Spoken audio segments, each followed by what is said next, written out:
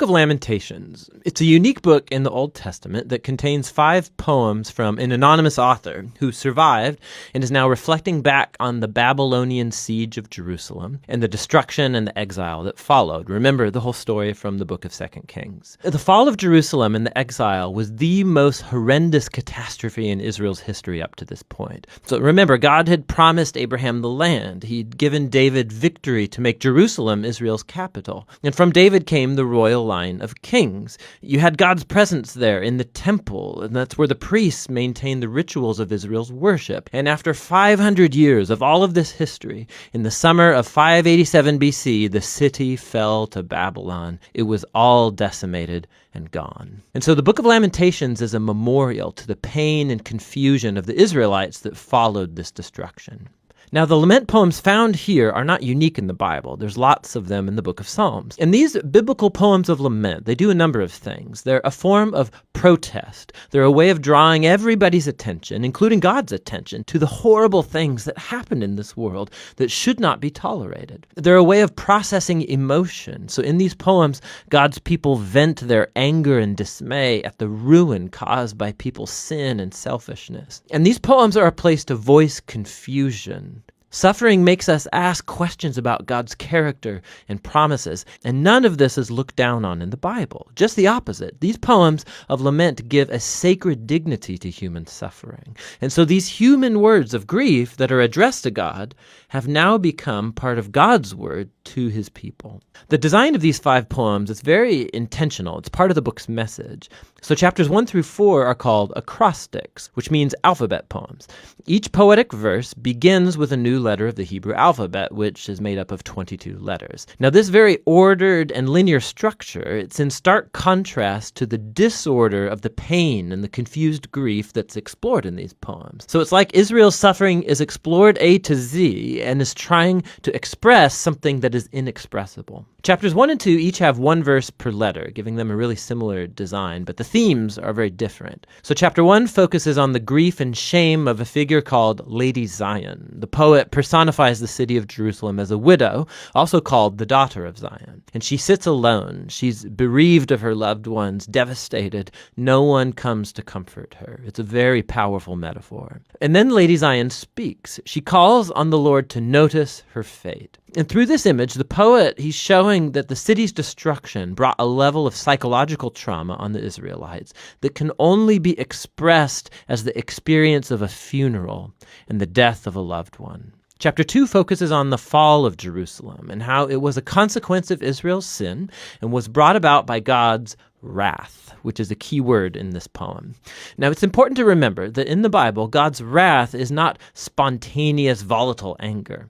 The biblical poets and prophets, they use this word to talk about God's justice. So Israel had entered a covenant agreement with God, and for centuries they've been violating it by worshiping other gods, perpetrating injustice, oppressing the poor.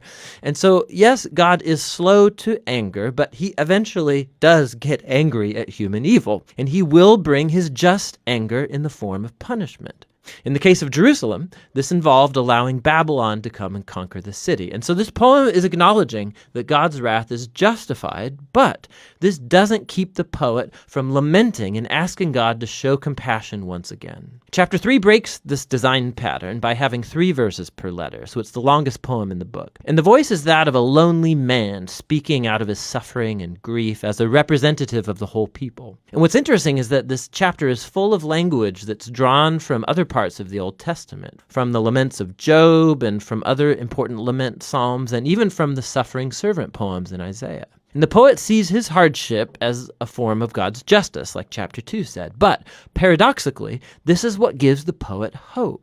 And it leads him to offer the only hopeful words in the whole book. Because of the Lord's covenant faithfulness, we do not perish. His mercies never fail. They're new every morning. How great is your faithfulness, O God. So I say to myself, the Lord is my inheritance. Therefore, I will put my hope in him. So the poet reasons, if God is consistent enough to bring his justice on human evil, then he'll also be consistent with his covenant promise to not allow evil to get the final word. And so for this poet, God's judgment is the seedbed of hope for the future. Chapter 4 goes back to the same alphabet structure as chapters 1 and 2, and is a vivid and disturbing depiction of the 2-year siege in Jerusalem. And it contrasts how things used to be in Jerusalem of the past and how terrible they became in the siege. So children used to laugh and play in the streets, but now they beg for food. The wealthy used to eat lavish meals, but now they eat whatever they can find in the dirt. And the royal leaders used to be full of splendor, but now they're famished and dirty and unrecognizable. And the anointed king from the line of David has been captured and dragged away. So the poem's power comes from the shock of these contrasts, and it's exploring the depth of the suffering that Israel brought on itself. Now, the final poem is unique because it breaks the design pattern. It's the same length as all of the other alphabet poems, but the alphabet order is gone. It's like the poet can't hold it together anymore, and his grief has exploded back into chaos. The poem is a communal prayer for God's mercy. Israel begs God not to ignore their suffering or abandon them. And the poem offers a long list of all of the different kinds of people who were devastated by the fall of the city. They ask God not to forget these people, and they lament on behalf of others, giving voice to their pain. Suffering in silence is just not a virtue in this book. God's people are not asked to deny their emotions, but voice their protest, to vent their feelings and pour it all out before God. The book ends with something of a paradox. The poet acknowledges that God is the eternal king of the world, but also that Israel's circumstances make them feel like God is nowhere to be found. And so the final words of the book leave this tension totally unresolved. It asks, unless you've totally rejected us, and the book ends. The poet doesn't offer a nice, neat conclusion, much like our own experiences of pain and suffering. The story of the Bible doesn't end here, but this very important book shows us how lament and prayer and grief are a crucial part of the journey of faith of God's people in a broken world. And that's what the book of Lamentations is all about.